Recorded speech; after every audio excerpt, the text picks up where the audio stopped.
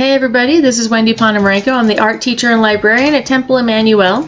And as part of the ongoing library project, I've been trying to bring our temple resources to our families in this time of need.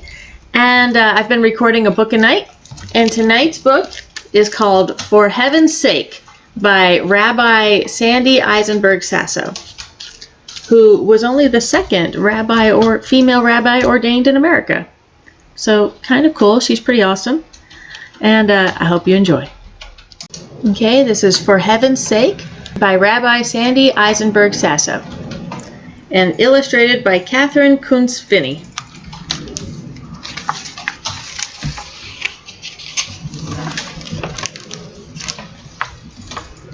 Isaiah loved blueberries. He ate them until his mouth turned purple.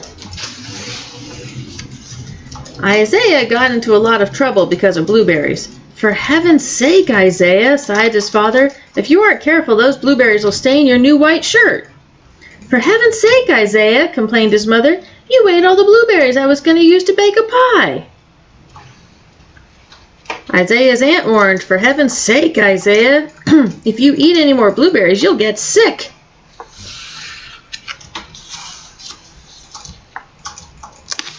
People said for heaven's sake to Isaiah a lot, so Isaiah wanted to know what heaven was and where he could find it.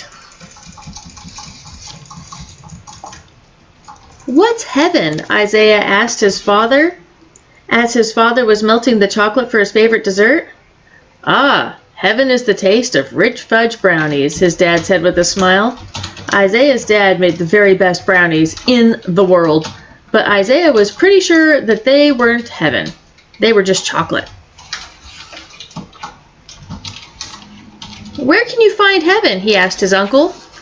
Above the clouds where God lived, his uncle declared. Isaiah's uncle was always very sure of himself, but Isaiah wasn't so sure. He had traveled in an airplane that flew beyond the clouds, and all he had seen was the sky. What is heaven? He asked the woman who delivered the mail. Heaven is a place where you don't have to carry anything, where you can sit around all day and rest, she answered with a large yawn.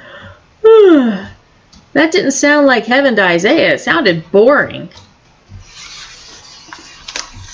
Isaiah asked his sister, who was older and smarter. Where is heaven? His sister just laughed and said, I'm not sure there is a heaven. Don't even waste your time thinking about it. But Isaiah could think of nothing else.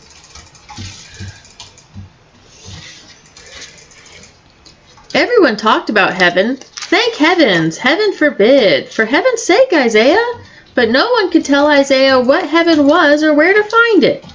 A few months earlier, when Isaiah's grandfather died, his mother had told him that Grandpa went to heaven to be with God. Isaiah had asked what heaven was and why Grandpa couldn't be with him, but his mom was too sad to answer at the time.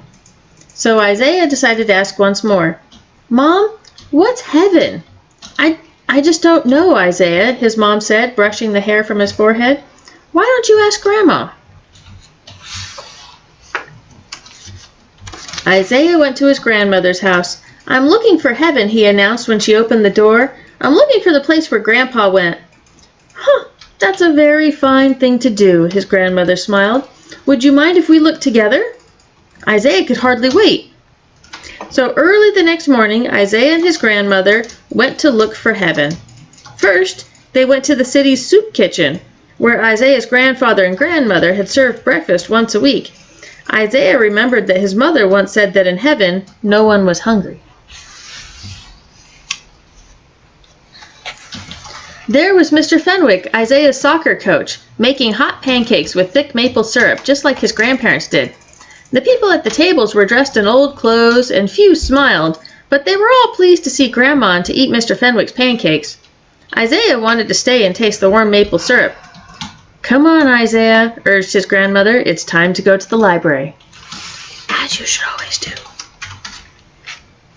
Mrs. Katz, the librarian, was sitting in a large rocking chair reading stories to children whose eyes were as wide as Mr. Fenwick's pancakes. Isaiah had loved to go with his grandfather to the library. Grandma, Isaiah whispered, I thought we were looking for heaven. This is the library. "Shh," said Grandma. "Just listen to the stories for a while." Isaiah did love the stories. Some made him feel all warm inside, like a hot mug of cocoa. Others, like the fizz on his favorite cherry soda, made him laugh out loud. Isaiah wanted to stay and listen to more stories, but soon his grandma whispered, "Hurry, Isaiah, we're going to visit Mr. Ling." Isaiah's choir teacher, Mr. Ling, was conducting a chorus. Grandpa had often taken Isaiah to choir practice at Mr. Ling's, but Isaiah had never thought to look for heaven there. Still, the music was beautiful. There were songs that made him relax, like being in a warm bubble bath. Others, like his favorite roller coaster ride, made him want to shout for joy. After a while, Grandma put her hand on Isaiah's shoulder. "Isaiah," she said softly, "I think it's time to go home." When Isaiah and his grandmother arrived home, Grandma prepared 2 big bowls of blueberries with sweet whipped cream. They both ate until their mouths turned purple. "Well, Isaiah," asked his grandmother, "did you find heaven?" Isaiah loved his grandmother very much, but he had to tell the truth. "Grandma, I enjoyed the places we went today, but I didn't find heaven. I found Mr. Fenwick, Mrs. Katz, and Mr. Ling, but they were not in heaven." Heaven is often in places where we're least likely to look. "When I want to find heaven, I look in here," Grandma said, holding her hands to her chest. Isaiah placed his hands over his heart, just like Grandma. Grandma smiled until 2 large dimples formed on either side of her cheeks. "I think, Isaiah, we can get close to heaven and to God in a place in our hearts. I feel there's a part of Grandpa in all the places and people we visited today, and a little bit of heaven, too."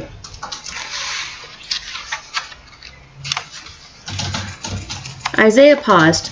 Perhaps, he thought, Mr. Fenwick, Mrs. Katz, and Mr. Ling have heaven in them. Isaiah gave his grandmother a big blueberry kiss right on one of her dimples. "You know, Grandma, I think Grandpa's in heaven, and heaven is also in you." "For heaven's sake, Isaiah," Grandma smiled, "heaven's in you too."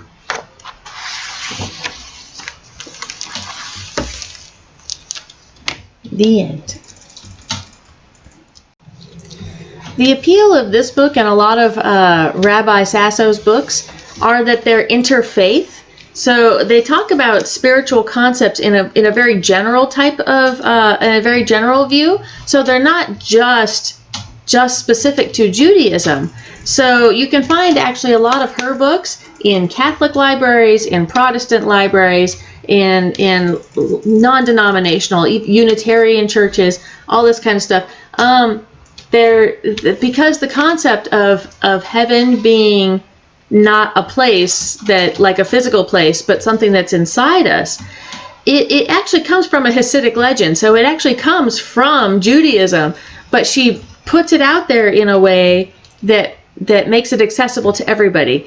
And in that way, she a lot of her work, pretty much all the books that she's done, with the exception of one which we haven't read yet, are generally non-denominational. They take large spiritual concepts from Judaism and they rework them into a way that's general, that can be presented in a user-friendly way for kids, but that's not specifically aimed at Judaism. So in that way, she's bringing Jewish concepts to the rest of the world without them knowing that it's a Jewish concept. So what the cool thing about this is the Hasidic legend that this comes from is actually a really short one. There's Rabbi Moshe is going to heaven, and he sees a bunch of scholars studying Torah around a table, and he says, "This isn't heaven. They're all just studying." And the angels turn to him and say, "You seem to think that heaven is a place instead of heaven actually being in the scholars. You know, it's not the room. It's heaven was inside the scholars." And so that's the legend where she got this concept here, that heaven isn't a place. It's just something we hold inside.